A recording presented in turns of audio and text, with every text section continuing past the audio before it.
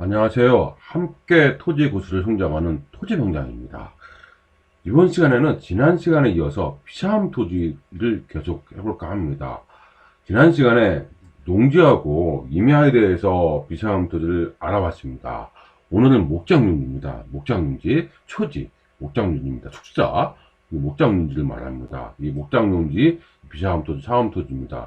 목장용지 초지는 일반적으로 투자 대상으로 많이 하지 않고 있어요. 그래서 흔히 볼 수 있는 사항은 아니죠. 그래도 최근에는 그 강원도라든지 제주도 보면은 초지에 대해서 많은 변화가 있어 준비를 서서히라는 표현이 맞는 표현인지 모르겠는데 좀 조금씩 움직임을 보이고 있습니다. 예전에는 이 초지가 산업이 굉장히 컸었어요. 20년, 30년 전에.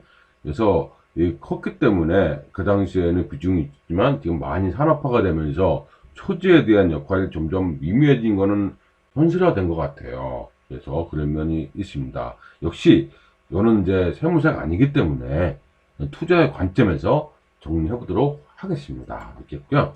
쭉 보시면은 농지에 대해서 지난주에 봤고요. 지난주인가요? 그 다음 임야는 그렇죠? 이번 시간은 목장용지입니다. 목장용지로서 여기 나와있죠? 목장용지로서 비상음 토지 얘기하는 거죠. 목장용지에서 다음 항목에 어느 하나에 해당하는 것은 비상음 토지죠. 어느 하나가 뭡니까? 가하고 나죠. 그렇죠? 예외가 이렇게 있고 다만 토지의 소유자, 소지의 이용 상황, 보유기간 및 면적 등을 고려해서 거주 또는 사업과 직접 관련이 있다고 인정할 만한 상당한 이유가 있는 목장용지여서 대통령 정하는 것을 제외한다. 이건 또 예외죠. 그렇죠? 목장용지는 이 가나는 무조건 비상음 투자는 얘기죠. 어느 하나입니다. 그러면 어떤 거냐면 축산업을 경영하는 자가 소유하는 목장용지로서 대통령을 정하는 축산용 토지에 이 면적이 있습니다. 이 면적을 초과하거나, 그럼 비상음 토지죠. 너무 많은, 그러니까 몇 마리, 10마리 키우는데 뭐 5,000평 이렇게 줄 수는 없잖아요. 그렇죠? 그러니까 이 10마리의 적당한 기준 면적이 있습니다. 거기까지는 상암 토지고, 그거 넘어가면 비상암용이라는 거죠. 그래서 그거 있고요. 그 다음에 축사가 특광시, 특별시, 특별자치도, 이게 도시죠. 주상공이죠. 주상공원죠. 도시지역 주상공록이잖아요. 대통령 정하는 지역은 이게 뭘까요? 네, 우리가 상상하듯이 알고 있듯이 이게 뭡니까? 녹지지역이죠. 그 개발 제한구요. 요거는 제외한다. 에 있는 것은 이건 뭡니까? 이거는 뭡니까? 이건 목장용지로 이상한 토지죠. 물론 도시지역에 편입된 날로부터 3년을 지나지 아니한 경우는 제외한다고. 이것도 제외네요. 이렇게 있고요. 그다음 축산업을 경영하지 아니한 자가 소유하고 있는 목장용지는 이건 역시 비상업용이죠. 요게 많이 나옵니다. 축산업을 예전에는 이 축산업이 꽤 컸었어요. 20년 전에, 30년 전에. 크다 보니까 대규모로 하시는 분이 꽤 많습니다. 대규모로. 대규모로 하다 보니까 어떻게 됩니까? 이게 축사를 할 때 대규모로 하시죠. 그래서 그렇게 해서 예전에는 이 축산농도 어마어마한 분홍이었습니다. 근데 이게 이제 쇠퇴하기 시작하죠. 쇠퇴하는데 축사는 그대로 있습니다. 축산, 대형 축사. 그대로 있고, 그 다음에 축산업을 경영하지 아니해. 경영 안 합니다. 그러면 그건 뭡니까? 이거는 비상용 토지죠. 경영 안 하니까. 그쵸? 요게 또 많은 사람들이 물어보는 것 중 하나입니다. 실전에서 축산업을 경영하지 아니한 자가 소유할 토지. 현재 축산업을 하고 있어야 됩니다. 그러다 보니까 어떤 일이 있냐면 예전에 이런 게 있죠? 축산업을 사업자 등록이 있었을 거 아닙니까? 축산업을 한다는 거 등록을 했겠죠? 이 사업자 등록을 폐쇄 안 하신 분들이 종종 있습니다. 폐쇄 안 하는 거죠. 폐쇄. 왜? 축산업을 하는 것처럼 하려고. 그렇죠? 이런 게 우리가 알아야 되는 내용입니다. 목적은요 이겁니다. 이게 실제에 있고요. 나머지 세법적인 거는 보시면 되는데 요거 대해서 한 번 더 보도록 하겠습니다. 이렇게 있고요. 비상음 토지 목적론이 나오죠. 요건 이 내용이고 그다음 비상음 토지에서 보면은 다시 정리하면 비상음 토지의 범위 그래서 비상음 토지는 1번, 2번 쭉 나왔고 이제 3번 목적론이 나왔죠. 다음 항목에 어느 하나에 해당하는 것 그러니까 가나는 비상음 토지다. 이렇게 됐죠. 예외적인 것은 기억이죠. 니은, 니것은 예외적인 거고, 기억은 예외죠. 그래서, 아니다. 이렇게 하십니다. 인터넷에서 목장윤지를 검색하니까 다음같이 되어 있더라고요. 축산용으로 사용된 축사와, 축사, 그 다음 부대설의 축사 부대설, 그 다음 토지, 이게 이제 축사고, 초지, 사르포가 뭐인지 좀 이따 볼게요. 일정한 구역을 정화해서 축산업, 낙농업을 목적으로 갖추고 사육하는 토지와, 초지는 이제 큰 데죠. 그 축사는 조그만 데고, 이에 접촉된 축사 등 부속 시설물의 부지로서 목장이라고 하면 가축이나 집에서 기르는 닭, 오리, 거위, 따위, 조류 등을 기를 목적으로 조성한 초지, 건물, 울타리 등을 설비한 토지를 말한다. 그래서 대지를 하는데 근거법이 있다. 이게 이렇게 검색이 됐습니다. 이렇게 봤고요. 좀 더 자세히 보겠습니다. 그래서 기억은 지금 니들이 이 시행령을 봐야 되겠죠. 기억은 뭐라고 했습니까? 기억은 예외적인 거였습니다. 그렇죠? 예외적인 거군요. 그러면 이제 니은 사음토지, 비사음토지죠. 보면은 이게 목장용지를 하면은 이 목장용 범위죠. 축산용으로 사용되는 축사와 부대에서 토지, 초지 및 사료포를 말한다. 이렇게 되어 있죠. 목장용지는 이렇게 되어 있습니다.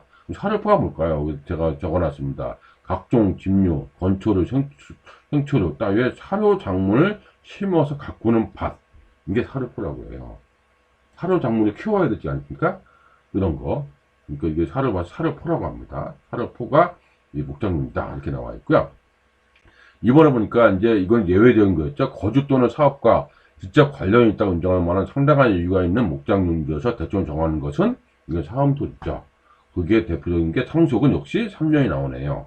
종중도 나오고, 그렇죠? 그 다음에 법인이라든지 학교, 이런 거. 그 다음에 그 밖에 대충 정하는 거. 이렇게 했습니다. 여기서 우리가 눈에 띄는 것은 역시 두 가지만 눈에 뜨죠. 이거 하나만 기억하면 되겠죠. 이게 이미 지났죠. 우리하고 상관없죠. 이렇게 투자자하고 상관없습니다. 이렇게 했고요. 그 다음에 니은번에 보니까 이게 저도 처음에는 무슨 말인지 몰랐거든요. 대통령을 정하는 투자는 토지의 면적. 그러니까 아까 제가 얘기했듯이 초가 10마리입니다. 이거를 뭐 1000평을 키우고 있다. 키울 수도 있겠지만 이 너무 키운 거잖아. 이걸 10마리밖에 안 키우는데 이걸 전부 다 사업용 토지 보면 안 되겠죠. 그래서 기준 면적을 초과하면은 사업용 토지 아니고 비사업용 토지입니다. 여기까지 기준 면적까지는 비사업용 토지라는 얘기죠. 이렇게 보셔야 될 겁니다. 근데 기준 면적이 아래쪽에 나왔습니다. 투자하는 토지 및 건물의 기준 면적이 나왔거든요. 여기 보니까 한옥, 사육사업이죠. 비육사업도 있고, 비육은 이제 살찌게 키우는 거죠. 이거는 이제 제대로 잘 키우고 이렇게 하려고. 이건 먹이만 먹는 거죠. 비육사업. 보면은 한옥 같은 경우는 어떻게 됐습니까? 한두당, 축사는 7.5제곱미터, 부대시설은 5. 이렇게 있죠? 12.5네요. 12.5에 더하기 하면 축산 부대시설, 그렇죠? 12.5입니다. 12.5니까 어떻게 될까요? 12.5 제곱미터죠? 그럼 한 4평 되나요? 5평. 5평 정도 되겠죠? 4평, 5평. 이렇게. 여기까지가 한 마리당 요 정도가. 이게 기준 면적입니다. 그 다음 초지 사료포는 목장 같은 초지죠? 이건 헥타르죠? 0.5 헥타르. 0.75 헥타르. 합치면 0.75 헥타르네요. 1 헥타르가 몇입니까? 10,000평방 들어가 있습니다. 그렇죠? 0.75 헥타르니까 7,500 평방미터네요. 한 마리당. 자, 초지 사료품. 축사 부대시설은 요건데, 이거는 제곱미터죠? 이렇게 따지더라고요. 저도 이게 무슨 말인지 몰랐는데, 우리가 실전은 제가 접하지 않으니까, 초지 같은 거, 목장, 축사가 접하지 않잖아요. 농지하고 임야를만 접하니까, 이렇게 계산하더라고요. 그렇게 계산해서, 이 기준 면적까지는 사암토지다. 이거 넘어가면 안 된다는 얘기죠. 이렇게. 그 얘기입니다. 맞죠? 제가 하는 말이 맞죠? 기준 면적이란 요걸 말한다. 그래서 계산 토지의 기준 면적을 말한다. 이겠습니다. 여기를 보면 이렇게 나와 있잖아요. 이 기준 면적을 초과하거나, 초과하면은 이건 비사하면 도죠. 초과하지 않아야 되는 겁니다. 거기도 땅을 샀으면, 목장을 샀으면, 뭐 5,000평을 샀다, 3,000평을 샀다, 거기에 맞는 가축수를 계산해야 되겠네요. 그래야 사암토지로 우리가 전환할 수 있는 거 아닙니까? 계산할 수 있어야 되겠죠? 이렇게 축사한 토지의 기준 면적이 나와 있습니다. 이런 내용이 있습니다. 어떻게 계산하는 것이 있습니다. 이런 거는 실전에서 공부하고요. 그 다음 대통령 정하는 지역은 녹지지역과 개발 제한구역이라고 했습니다. 그 다음에 3년이라고 나오죠? 3년. 그러니까 똑같습니다. 3년이고 녹지지역 개발 제한구역은 어쩔 수 없지 않습니까? 이렇게 어쩔 수 없고, 그 역시 이제 토지 마스터 스크래시한 책이 있습니다. 간단하게 이렇게 정리했는데 한번 보시면은 교재 보시면은 잘 아실 거예요. 네, 이렇게 계산하는 방법이 있다 되겠습니다. 실전 투자에서 정리해보면 실전 투자에서 목적용지는 잘 보이지 않습니다. 근데 목적용지 초지를 갖고 있다. 그러니까 많은 분들이 초지하고 축사 어떻게 보면 이게 목적용지죠. 이게 둘 다 목적용지인데 축사하고 어떻게 구분하냐 이렇게 나옵니다. 초지는 대관령이나 그런 것처럼 대규모 이런 걸 초지라고 보시면 오히려 맞을 것 같고요. 축사는 소규모 이렇게 보면은 맞지 않을까 싶네요. 그렇겠죠? 있겠고요. 이렇게 보는데 이 축사에서는 뭐 크게 우리가 이 목장 예식 우리가 크게 기억할 건 없고 요거 하나는 똑같으니까 별로 자동적으로 기억했을 겁니다. 이렇게 있고 나머지는 한번 읽어보는 내용이고 어떤 내용입니다. 그래서 제가 이렇게 얘기하는 이유는 이 목장용지 사업용 토지에 대해서는 저 역시 솔직히 뭐 투자 관점에서 접근해 본 적은 없습니다. 해석적으로 어떻게 해야 되는지는 알고 있어야 될 것 같아요. 제가 한 3, 4년 전에 제주도에서 컨설팅을 받은 적이 있었거든요. 그때 제주도가 그 마을 고장이 아닙니까? 우리 그러다 보니까 목장용지 초지가 있더라고요. 초지가 있다 보니까 어마어마한 가치가 있는 땅이었습니다. 근데 초지가 땅이 있음에도 불구하고 많은 분들이 개발을 못 하더라고요. 땅값도 만만치 않습니다. 이게. 근데 왜 개발을 못 하겠을까? 초지에 유지 의무기간이라는 게 있어요. 전용기간이라는 게 있거든요. 이거는 토지를 전용하려면 허가를 받아야 돼요. 이렇게 용도 변경 허가죠. 토지를. 이 기간이 20년입니다. 그러다 보니까 이 허가를 못 받고 있는 거죠. 20년이 이제 지나면 그때서야 이제 조금 더 개발할 수 있는 여지를 찾을 수 있지 않을까. 제가 그 당시에 연구를 해보니까 그런 문제가 있었습니다.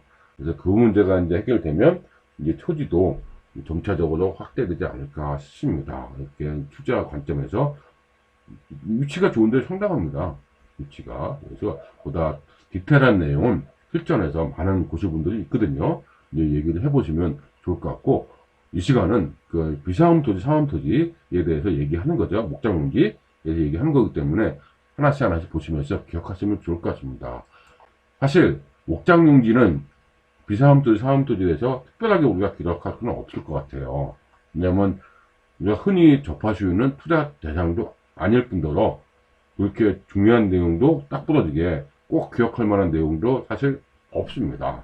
없기 때문에 이런 게 있다는 정도만 알고 있으면 되지 않을까 싶습니다. 이번 시간에는 목장용지죠. 목장용지 비사무 토지에 대해서 살펴보는 그런 시간이었습니다. 그럼 다음 시간에는 농지 임야, 목장용지 외의 토지는 또 어떻게 되는지 살펴보는 시간을 갖도록 하겠습니다.